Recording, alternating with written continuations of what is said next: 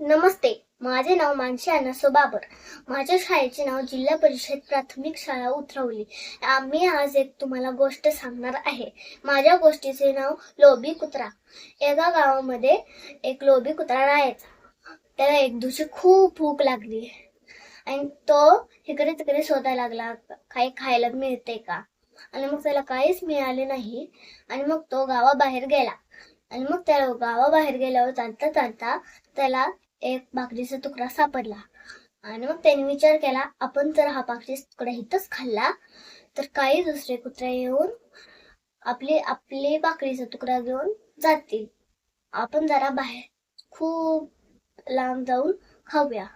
आणि मग तिथे चालता चालता एक पूल लागतो. पुलाखाली खूप पाणी असतं आणि तो पुलावरनं चालता चालता त्याची नजर पाण्यात पडते. आणि तो विचार करतो की हा माझ्यासारखा अजून एक कुत्रा कोण आहे.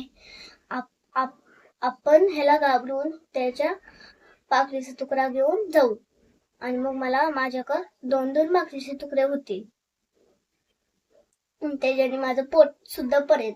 आणि मग तो मुंकायला गेला आणि त्याचा तोंडातली भाकरीचा तुकडा पाण्यात पडला. आणि मग त्याला सुद्धा भाकरीचा तुकडा मिळाला नाही. आणि मग तो उपाशीच राहिला. ह्या गोष्टीवरनं आपल्याला आपण काय शिकलो? हवरेशपणा कधीच करायचा नसतो. थँक्यू.